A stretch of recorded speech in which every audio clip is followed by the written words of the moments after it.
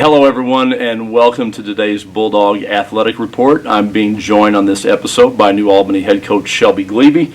Coach is in her beginning of her second year on the Bulldog sideline. Coach, thank you for joining us today. Thanks for having me.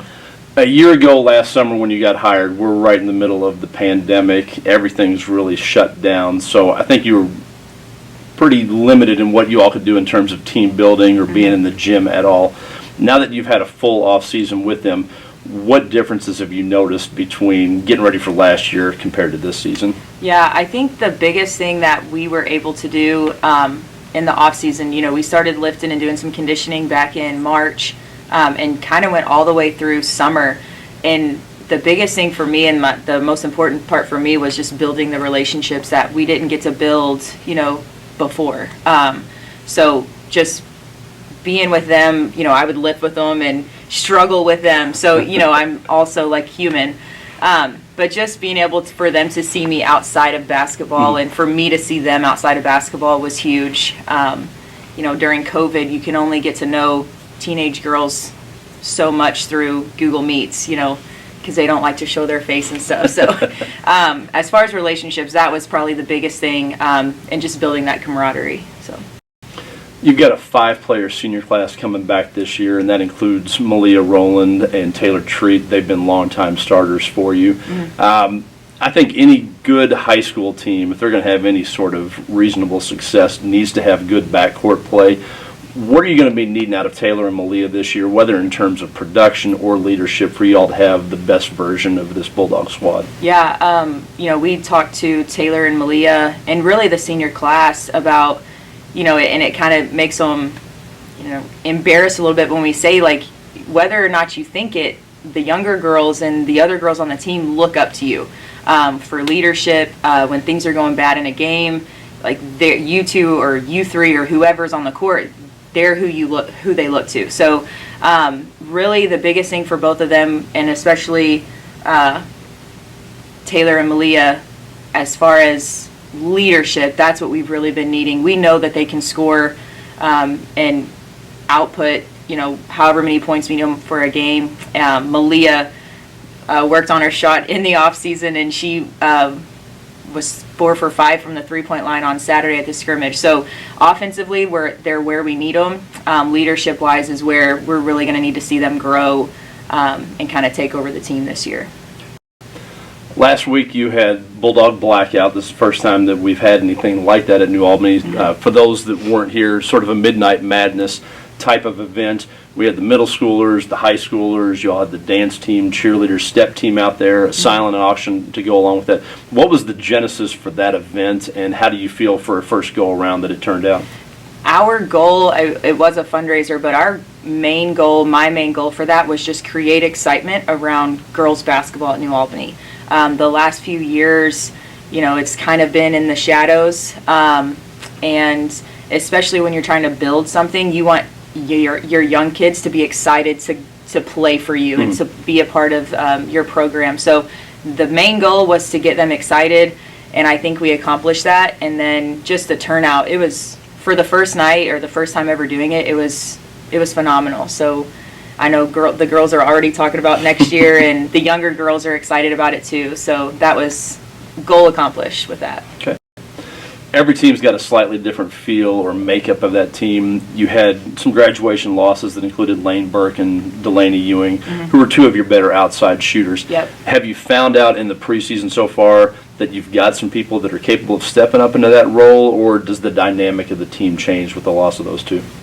The dynamic changes a little just because, they were seniors, they were leaders, and they could give us some offense. But we have a transfer from Sacred Heart, Malia Carter, she's a sophomore, that is really going to bring a whole other dynamic to the team that we really weren't planning on.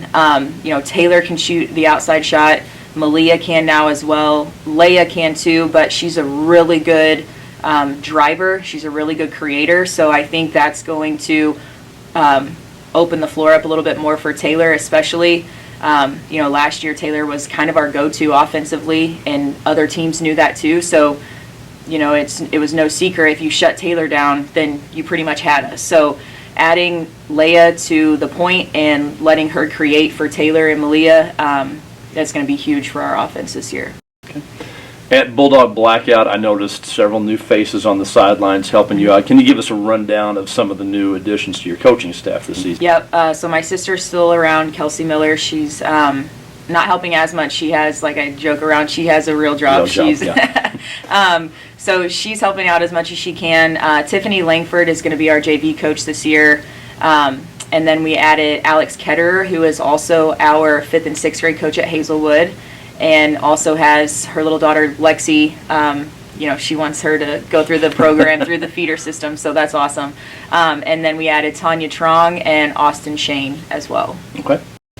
Speaking of newcomers, and you touched on one there with Leia, a transfer from Sacred Heart, and I believe they won the state championship over in Kentucky, so I'm not sure how much of a role she had, but that sort of championship pedigree coming in cannot hurt. You've also mentioned one of your freshmen, Sophia Corley. You talked a little bit about Leia, but Sophia as well, as you're looking for new people to come in there and fill the void with your graduation losses. How can we expect her to be able to help out? Both of them Sophia is a great player. She's really smart. She learns quickly. I mean, we would show her an offense and then put her in and she ran it immediately. So just having that IQ is huge, especially for kids coming in just to learn quickly. But they both play very quickly, and that's how I want to play. So we've really been working on, one, getting up in people on defense, and then letting that kind of create our transition break for us. But those two especially, they're huge, great additions to this year, and I'm excited to see what happens on Saturday. As has been the case in recent years, New Albany opens up with Evansville-Bosse this weekend to start the season. That contest will be heard on 88.1 FM as well as online wnas.org. Before we sit down and do this again next week, we're also going to be having our home opener against Brownstown. Two totally different styles, totally different types of teams, but you're going to need to see those different looks. What can we expect out of Bosse and Brownstown over the next week? Bosse, as last year, I mean, we did beat them, but super athletic, very quick. So it's really going to put our defense to test, which is what we need. I'm excited to see how we go up against them defensively. Tuesday night, Brownstown, I know they graduated Benner, but they still have some great shooters. So seeing how we can get back in transition and sort, which they play Corden on Saturday night. So we'll get back from Bosse and then we'll go watch them, and just being able to get out and watch teams actually play in person this year for scouting is going to be big too. Okay, Coach, thanks for joining us today. Best of luck in tomorrow's opener. Coming up next, we're going to talk with Bulldog seniors Malia Rowland and Taylor Treat as they get ready for their final regular season opener of their high school careers. This is Brian Sullivan, and you're joining us on the Bulldog Athletic Report.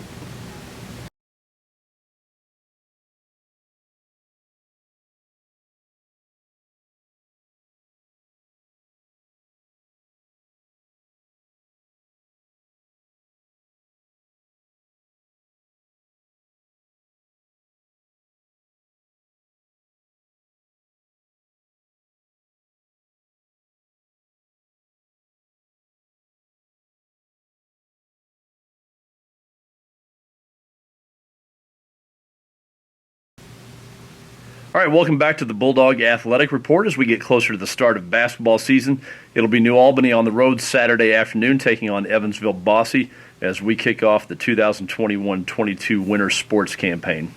Joining us now on the show are New Albany seniors Malia Rowland and Taylor Treat. Thank you all for joining us today. Malia, for you, the Rowland name, it's a familiar one in Bulldog athletic circles. Most notably, your dad Lamont was an Indiana All-Star and a key player on 2 Final Four teams while he was here. I'm kind of curious if you ever felt any pressure because of that, or was it something that once you step in between the lines, you're able to completely ignore that and just play freely?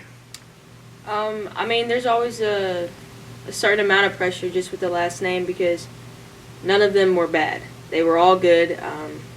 So, I would like to make them proud. I would like to make them think, that I can be up there with them.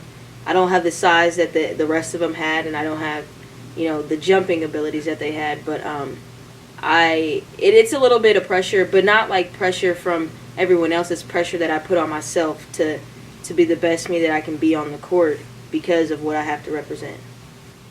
All right, Taylor, same sort of question for you. Your mom played basketball here at New Albany, went on to a college career, but was a member of the state championship in 1989. So I'm sure you grew up with some of those stories.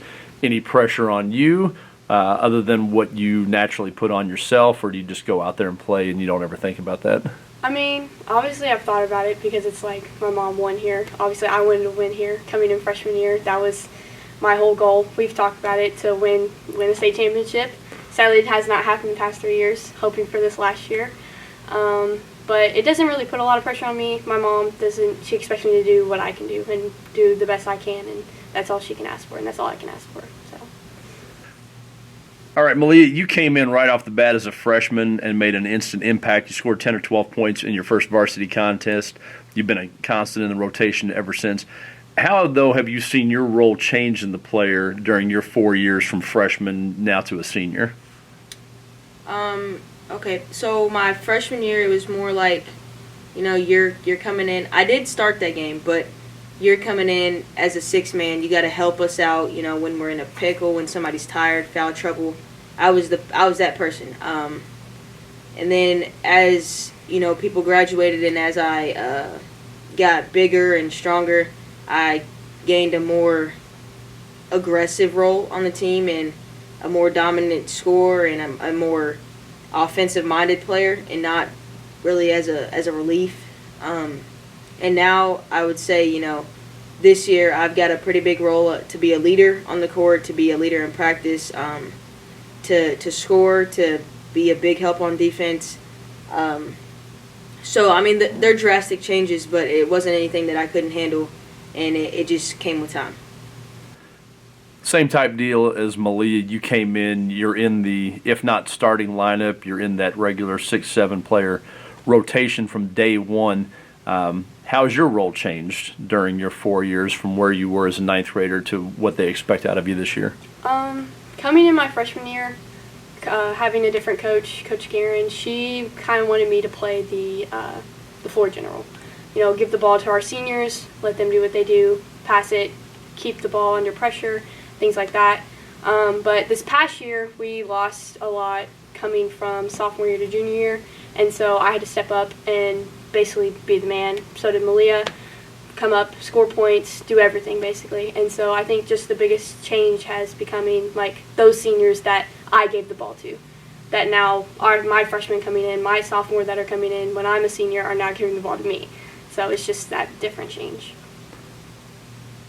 Your all's teams have not only undergone a coaching change midway through your career, but also the craziness of not really having an off season last season, the uncertainty of how the COVID year was going to impact things on the court.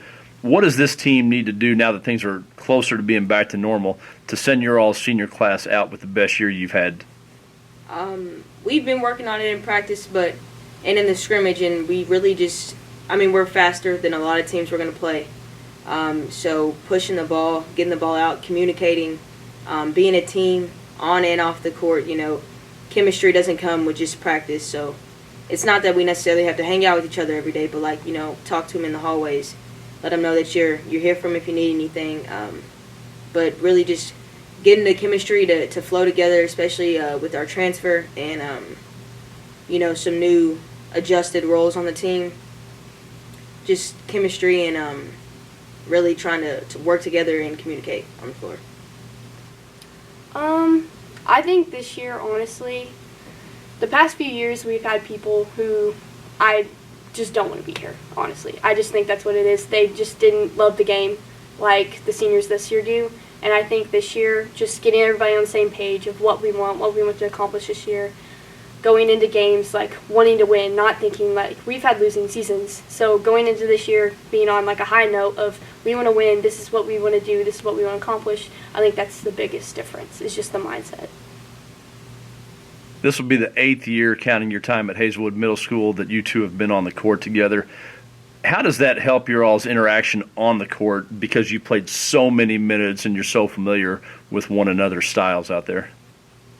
Me and Taylor always have played really well off of each other. It helps because I know what she's going to do when she's going to do it, before she's going to do it. She knows what I'm going to do before I do it. Every once in a while we'll have a little mistake, but like it's just really easy to read her, but and it's really easy for her to read me. I'd say she'd say the same. I like to kind of break it down. She has always been my point guard. She's always been there as a support system for me on the court, and so when you are in a pickle, you look to Taylor, or I look to Taylor. When she's in a pickle, she looks to me. It's just easy to be so close on the court. It's a good thing. Me and Malia have had our ups and downs, but we've honestly, I know her. I know how she plays. I mean, we have many plays of our own that we've ran since 5th grade. Just simple driving and kicking out plays that's just what we do. Knowing her, knowing she can knock down shots, knowing she can do backdoors and stuff like that. So I think it helps a lot just being able to know each other. I mean, you add in the Nation Joy too, who we've also played with forever, and knowing what they do, and it just helps like team chemistry. But then as you would include Lay, who is new this year from Sacred Heart, trying to get to know her game and how she plays well with us and how she plays well with me and her and just things like that. It's kind of harder, but I think the more we play and the more we get into it by postseason, we'll be fine. What have you personally worked on in this past off season that you think will represent the biggest change in what fans are going to see in your game on the court this winter? Definitely aggressive, offensive-minded, and I wasn't the best defensive player in the past, but I've been working on that. I worked a lot on form and shooting over the summer. I worked with a few people, a few close relatives and trainers. So just everything that I've worked on, finishing through contact, left hand, that's a big one. Just combo moves, everything to improve myself. And then to see things before it happens, watched a lot of film. And broke it down. So I think overall I'm a better player. Overall, with every aspect of my game, it's gotten better, especially shooting. I had a pretty good game. The scrimmage played pretty well. So overall, pretty much everything. My biggest thing that I focus on the off season, well, obviously I play soccer, so transitioning from that to basketball is very difficult because I miss a lot of open gyms and things like that before the season. But playing outside of practice, coming from soccer practice, going home, shooting, honestly, is my biggest thing because coming in last year, I didn't come out too hot. I missed a lot of threes and shots like that, but once we got in the motion of the season, I was knocking down a lot of things. And so that was my biggest thing this year, is just to come out hot like I would be in mid-season, just starting in the preseason. That was my biggest thing. All right. Best of luck this year. Thanks. Appreciate it, Brian.